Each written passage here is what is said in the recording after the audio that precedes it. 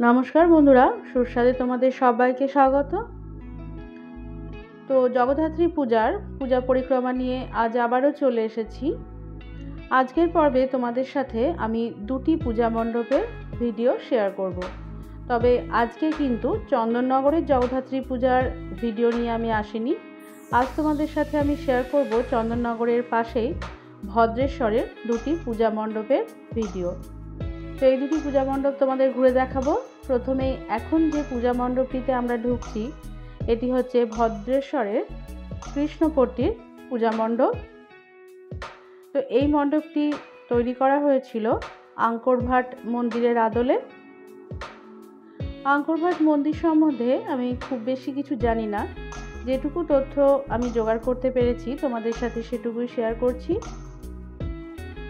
এই আঙ্করভাট মন্দির হলো কম্বোডিয়াতে অবস্থিত পৃথিবীর সর্ববৃহৎ ধর্মীয় সৌধ।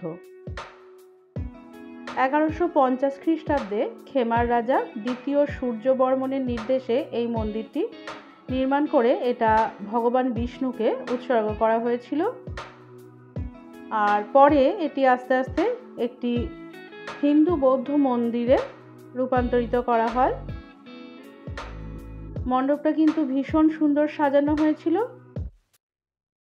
আর অনেকটা জায়গা জুড়ে এই মণ্ডপটি তৈরি করা হয়েছিল। তো যেহেতু এটি ধীরে ধীরে বৌদ্ধ মন্দিরে রূপান্তরিত হয় এবং এটি বিষ্ণুকে উৎসর্গ করা হয়েছিল, ভগবান বিষ্ণুকে, তাই জন্য একে কিন্তু হিন্দু বৌদ্ধ মন্দির হিসাবেও বর্ণনা করা হয়। আর খেমার সাম্রাজ্যের স্থাপত্য শৈলীর অনুপম নিদর্শন হলো এই আঙ্করভাট মন্দির।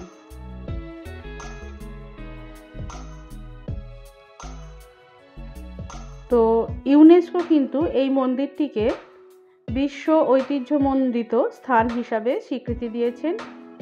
আর এই মন্দিরে কিন্তু প্রচুর ভাস্কর্য রয়েছে, আর এই ভাস্কর্যের মধ্যে প্রাধান্য দেওয়া হয়েছে রামায়ণ ও মহাভারত, এই দুটি মহাকাব্যের বিভিন্ন পর্বগুলিকে এই মন্দিরে কিন্তু প্রাধান্য দেওয়া হয়েছে। পুরো মন্দিরটা তোমাদের ঘুরে দেখাচ্ছি, আশা করছি তোমাদের ভালো লাগছে। ভীষণ ভালো তো লেগেছে আমাদের, আর তৈরিও ভীষণ ভালোভাবে করা হয়েছিল।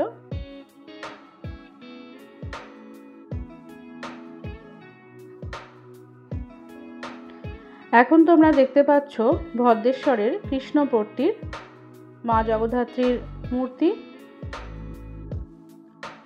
কৃষ্ণপট্টির পর এখন আমরা চলে এসেছি ভদ্রেশ্বরের বাবুর বাজারের পূজা মণ্ডপে। এই মণ্ডপটিও খুবই সুন্দর করে সাজানো হয়েছিল। পুরো মণ্ডপটা পেপার আর ক্যালেন্ডার এই দুটি জিনিস দিয়ে তৈরি করা হয়েছিল। ওপরে যে ঝাড়ের মতো অংশগুলো দেখছো, এই পুরো অংশটাই কিন্তু পেপার কেটে কেটে তৈরি করা হয়েছিল। তোমরা দেখতে থাকো।